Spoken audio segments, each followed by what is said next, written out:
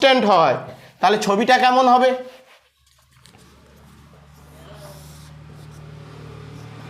এই হচ্ছে মজুরি। কেন? এ কনস্ট্যান্ট এক্স অ্যাক্সিসের সমান্তরাল। দেখো মজুরি কনস্ট্যান্ট, তাহলে এই মজুরি কনস্ট্যান্ট মানে এটা ডব্লিউ। হ্যাঁ, মুনাফা সেখানেই সর্বাধিক হবে যেখানে মজুরি ভ্যালু অফ মার্জিনাল প্রোডাক্টের সঙ্গে সমান হবে। কি বললাম? বন্টনের প্রান্তিক উৎপাদনশীলতা তত্ত্ব এই বিষয়টার উপর জোর দেয় যে মুনাফা সর্বাধিককরণ করবে, এই মুনাফা সর্বাধিক সেখানেই হবে যেখানে এই ডব্লুটা ভ্যালু অফ মার্জিনাল প্রোডাক্টের সঙ্গে সমান হয়ে যাবে। ওকে ওকে, তাহলে ডব্লুটা ভ্যালু অফ মার্জিনাল প্রোডাক্টের সঙ্গে কোথায় সমান হবে সেটা আমাদেরকে এবার দেখতে হবে। তাহলে দেখো এইটা হচ্ছে যে নির্দিষ্ট মজুরি, এই মজুরিতে দেখো যতজন শ্রমিক কাজ করতে চায় তারা সবাই কাজ পাবে।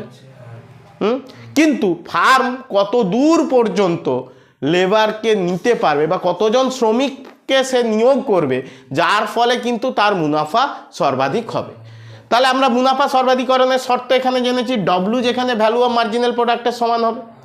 তাহলে ভ্যালু অফ মার্জিনাল প্রোডাক্টের স্টাইলটা কেমন, বা ভিএমপি স্টাইলটা কেমন, বা এমআরপি স্টাইলটা কেমন? ডব্লু সমান ভিএমপিএল সমান মার্জিনাল রেভিনিউ প্রোডাক্টের সঙ্গেও সমান হবে, একই জিনিস। তাহলে সেটা কোথায় হবে? কোথায় হবে না, ছবিটা হবে ভ্যালু অফ মার্জিনাল প্রোডাক্টে এইরকম। এবার বলবে কেন স্যার এই রকম হলো কেন? আমরা জানি প্রথমজন শ্রমিক যখন আমরা নিয়োগ করছি তার উৎপাদন অনেক বেশি হবে, অতিরিক্ত একজন যখন নিয়োগ করছি আগে বেশি হবে, মোটটা বেশি হবে কিন্তু আগের থেকে একটু হলেও কম হবে, প্রান্তিক যেহেতু। তাহলে সেই কনসেপ্টটাই আমরা কাজে লাগাবো।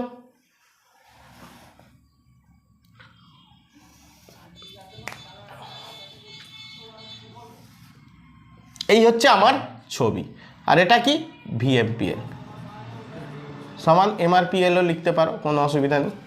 ওকে ওকে, এইবার দেখো মজার বিষয়টা, সাপোজ এই পর্যন্ত লেবার সে নিয়োগ করলো, তাহলে তার মুনাফা কতটা হবে? কেন? এই টাকা তাকে মজুরি দিতে হচ্ছে আর এই প্রোডাকশান সে পাচ্ছে, বা এইখানে যে প্রোডাকশানটা পাচ্ছে তার দাম অবশ্যই তার মজুরির থেকে বেশি। তাহলে আমার পকেট থেকে মজুরি বেরোচ্ছে এইটুকু আর আমি ফেরত পাচ্ছি কতটা? এই এতটা। তাহলে কতটা মুনাফা আমার?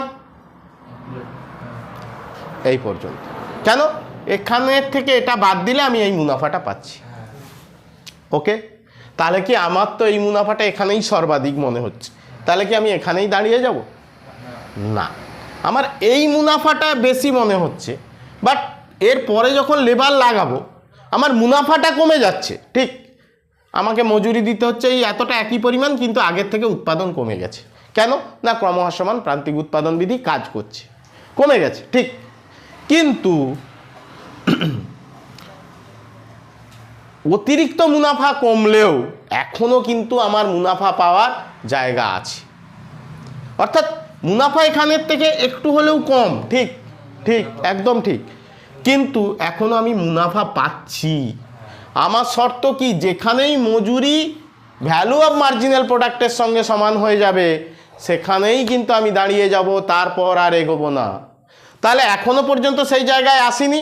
এখনো পর্যন্ত দেখো এই ভ্যালু অফ মার্জিনাল প্রোডাক্ট ওয়েজের থেকে বড়, অর্থাৎ এই লেভেলের আগে পর্যন্ত দেখো ভ্যালু অফ মার্জিনাল প্রোডাক্টটা মজুরির থেকে বেশি। অর্থাৎ আমি যতক্ষণ মজুরির থেকে বেশি টাকা ফেরত পাবো, যতক্ষণ আমি লেবারকে লাগিয়ে যে টাকা তাকে দিতে হচ্ছে তার থেকে বেশি রিটার্ন পাবো, ততক্ষণ আমি উৎপাদন কিন্তু চালিয়ে যাব। কেন না, আমি যদি ধরি এখানে 20 টাকা আমার প্রফিট হয়েছে, এখানে 10 টাকা প্রফিট হয়েছে, ঠিক 20 থেকে 10 কম সেটাও ঠিক, তাহলে আমার এখানে দাঁড়িয়ে যাওয়ার কথা। কিন্তু আমি যদি ধরি 20, 10, 5, 4, তাহলে দেখো 20 থেকে সে অনেক বড়। না, বুঝতে পারলাম? আমি 20 টাকা যদি শুধু এইটা ভাবি এটা বড়, ঠিক, বাট আমি যদি সবগুলোকে যোগ করে করে যাই তাহলে দেখবো সে 20 থেকেও বড়, 10-এর থেকেও বড়, 5-এর থেকেও বড়, 4-এর থেকেও বড়।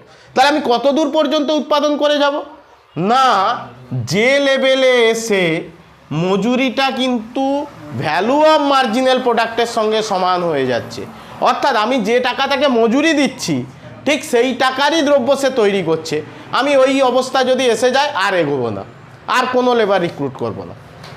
তাহলে এই যে কত দূর পর্যন্ত আমি লেবার রিক্রুট করলে আমার মুনাফা সর্বাধিক হবে, সেইটা জানার জন্য আমাদেরকে এই শ্রমের প্রান্তিক উৎপাদনশীলতা তত্ত্ব বা বন্টনের প্রান্তিক উৎপাদনশীলতা তত্ত্ব খুব ভালো করে জানতে হয়। এবং দেখো এই লেভেলে আমি যেই দাঁড়িয়ে গেলাম, এইখানে চলে এলাম, আমার কিন্তু বন্ধ করে দেবো, কারণ এই জায়গায় এলেই আমার মুনাফা সর্বাধিক।